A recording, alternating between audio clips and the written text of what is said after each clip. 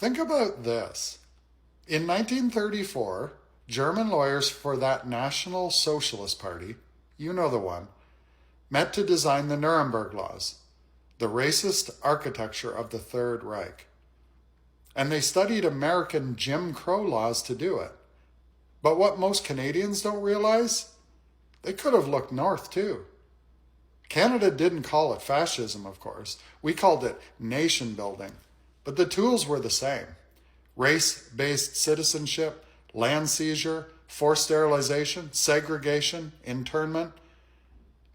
When the German government in power at the time codified blood laws, Canada already had the Indian Act, a system that decided who was Indian and who wasn't, down to the fraction.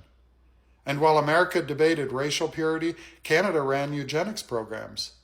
Alberta's eugenics board didn't close until 1972.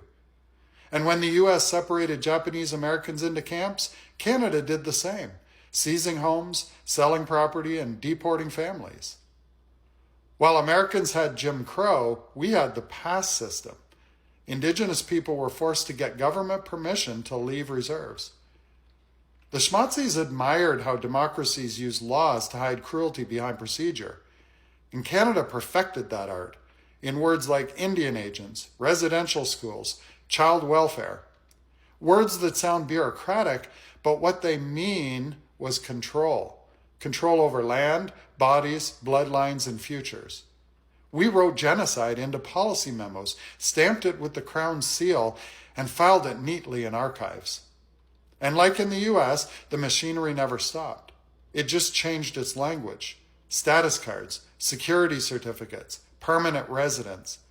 Bureaucratic tools that still decide who counts as Canadian, who doesn't, and who can be removed. We're taught fascism is something foreign, that it marched in Europe and died in 1945.